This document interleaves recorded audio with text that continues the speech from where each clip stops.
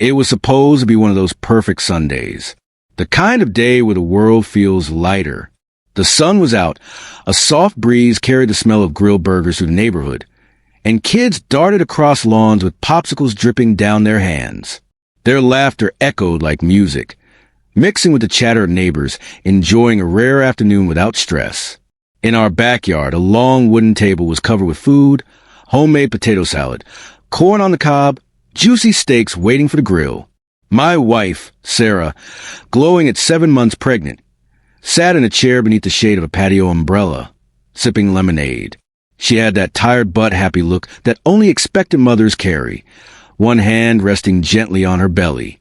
This barbecue wasn't just about food. It was a small celebration.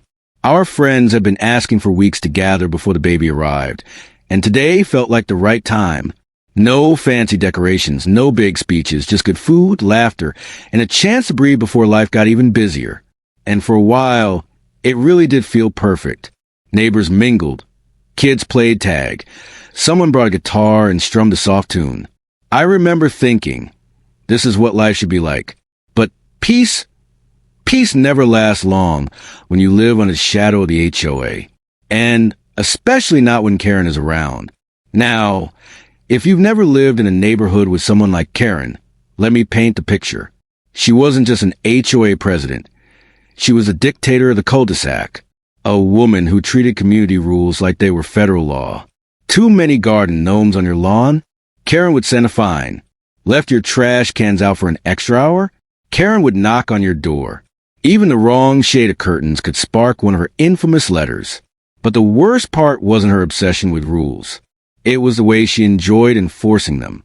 She thrived on confrontation, fueled by the power she thought she had over everyone. People avoided her, whispered about her, even changed their routines to keep from crossing her path. And today, of all days, her target wasn't an untrimmed hedge or a parking violation. It was my pregnant wife. I saw her coming before Sarah did. Karen stormed into our yard like she owned the place, heels clicking against the patio stones, her signature orange blazer practically glowing in the sun. Her face was twisted into that familiar scowl, the one that sent a ripple of tension through anyone within 10 feet. The backyard chatter dimmed. People shifted uncomfortably, lowering their drinks. Even the kids paused, sensing the storm that had just walked in. Karen planted herself near the grill, arms crossed, chin lifted like a judge about to deliver a sentence. And then her eyes locked on Sarah. It wasn't just a glance.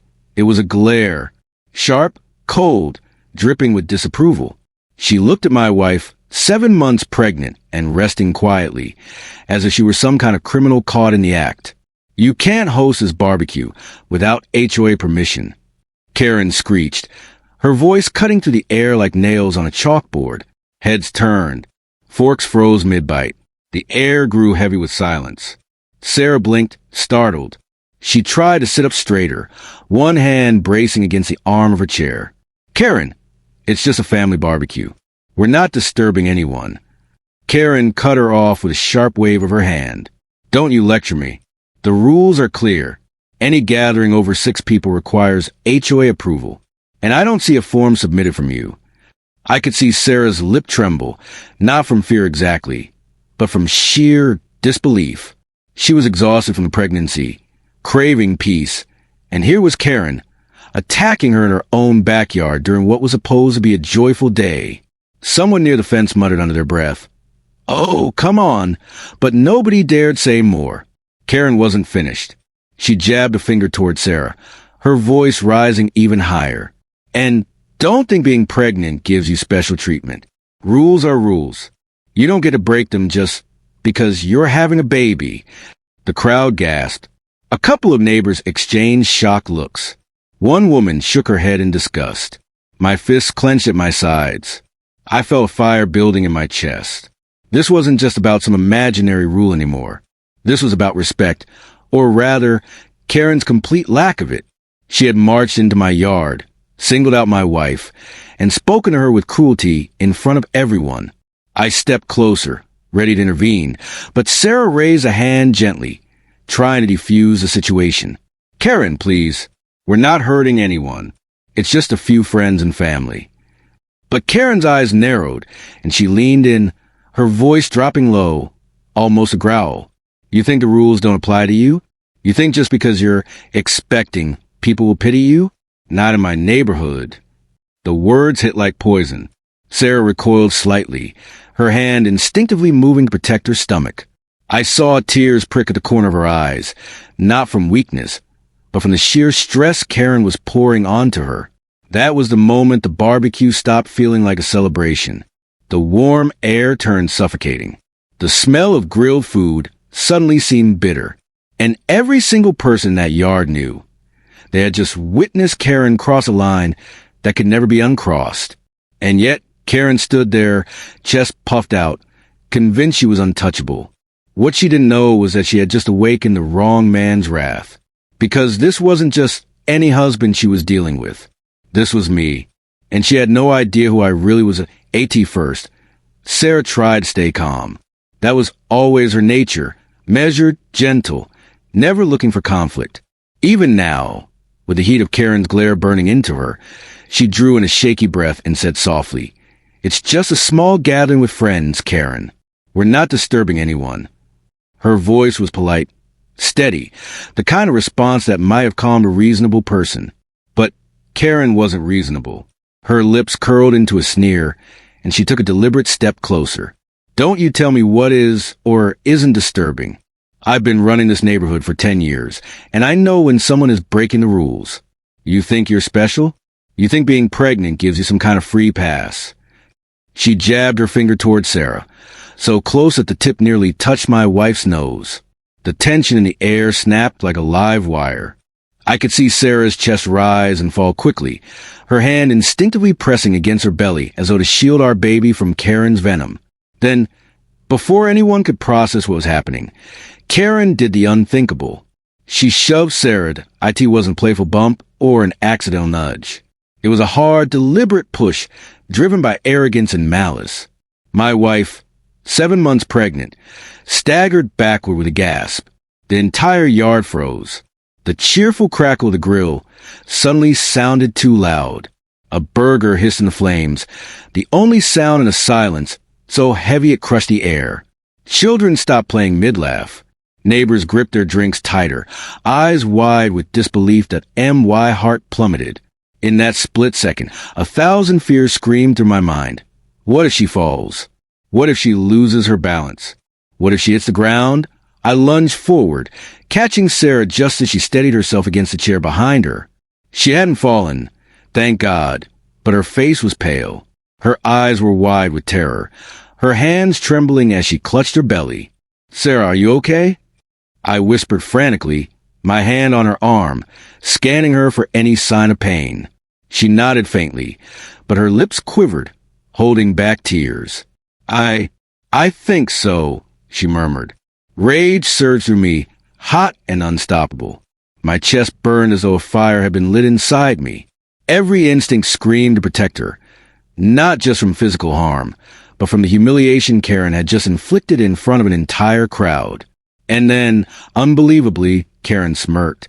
She stood there, arms folded, like she'd just won some kind of victory. "Rules are rules," she said coldly, her voice dripping with arrogance. "If you don't like them, maybe you should move out." Her words slithered through the silence like poison. I felt every muscle in my body tense. Move out? This was our home, our sanctuary, the place we planned to raise our child. And Karen had the audacity to shove my pregnant wife, then tell us to leave? Around us, the neighbors were frozen, unsure of what to do. Some looked furious but stayed silent, afraid of becoming Karen's next target. Others looked away, too uncomfortable to meet my eyes. A couple of them even had their phones out, recording the push, the smirk, the cruel words. And Sarah, she just sat there, trembling.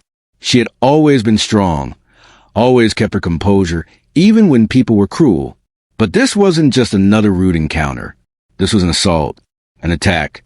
I crouched down beside her, my hand steadying hers as she whispered, "I'm okay, don't make it worse." But I could see the fear in her eyes. Fear for herself. Fear for our baby. And in that moment, something inside me snapped. This wasn't about rules anymore. This wasn't about a barbecue. This was about safety. My wife's safety. My unborn child's safety. And no one, especially not Karen, was ever going to threaten that. I rose slowly to my feet, my eyes locking onto Karen. I didn't shout. I didn't wave my fists. My voice came out low, steady, carrying a weight that made even the people in the back of the yard lean in closer. You just crossed the line, I said. Karen's smirk faltered, just for a second. Then she rolled her eyes, waving her hand dismissively as though she hadn't just shoved a pregnant woman. Oh, please, don't be so dramatic. She's fine. If she can't handle a little bump, maybe she shouldn't be out here at all. Gasps rippled through the crowd. A woman near the grill covered her mouth, shaking her head. A man muttered, "Unbelievable," but Karen only tightened her stance, as if she believed she was untouchable. I took a step closer, my eyes never leaving hers. You don't touch my wife. Ever. Do you understand me? The silence deepened. For the first time, a flicker of uncertainty flashed in her eyes. But then, like a child doubling down on a lie, she straightened her shoulders and sneered. You think you can intimidate me? I run this neighborhood. Not you. Not your wife. Not anyone. Her arrogance was astounding. She had just committed assault in front of dozens of witnesses, and still, she clung to the illusion of power. I glanced back at Sarah. She was wiping her tears, trying to put on a brave face, but the way her hand clutched her stomach made my heart ache. She didn't deserve this. None of us did. And Karen had no idea who she had just messed with. Because I wasn't just a husband trying to protect his wife. I wasn't just another neighbor tired of her bullying. I was something far more dangerous to her. And soon she was going to find out. You see, what Karen didn't know, and what most of the neighbors didn't either, was that I wasn't just some ordinary homeowner. Most of the time, I kept my head down in this neighborhood. I cut the grass, waved politely at the mailman, grilled steaks on Sundays, just like everyone else. To the outside world, I looked like any other suburban dad-to-be, and that was exactly how I liked it. But behind the quiet weekends and casual smiles was a life Karen could never even imagine, because I'm the head of Homeland Security. My career has been built on vigilance, discipline, and protecting this country from threats that most people don't even know exist. I've spent years making decisions that keep millions safe, facing people who are dangerous, unpredictable, and ruthless. So when Karen, an HOA president who thought a clipboard gave her absolute power, lay her hands on my pregnant wife, it wasn't just offensive. It was a direct violation of everything I stood for. And in that moment, she stopped being just a nuisance. She became a threat. I locked eyes with her, my voice steady but carrying a weight that made the crowd lean in closer. You just crossed a line. For a split second, Karen froze. Maybe it was the tone of my voice. Maybe it was a fire in my eyes. But something unsettled her. I could see the hesitation flicker across her face. Then, just as quickly, she covered it with her trademark arrogance. She forced a laugh, high-pitched and dismissive. Oh, please, she scoffed, waving her hand as if swatting away an insect. What are you going to do? Call the cops? The HOA runs this neighborhood, not you. Her words echoed across the yard, but they didn't carry the weight she thought they did. If anything, they sounded desperate, like someone clinging to a crumbling illusion of power. Around us, the neighbors whispered. Phones were up, recording every second. I could hear the murmurs. Did she really shove Sarah? She's insane, he warned her. Oh my God, this is going to blow up. The tension in the air was electric. Everyone knew something was about to happen. Something bigger than another one of Karen's HOA tantrums that I took a step closer, never breaking eye contact. Karen, I said, my voice calm but sharp as a blade, you spent years bullying this neighborhood, hiding behind made-up rules and empty threats. But today you cross into something you don't understand. Her smirk faltered.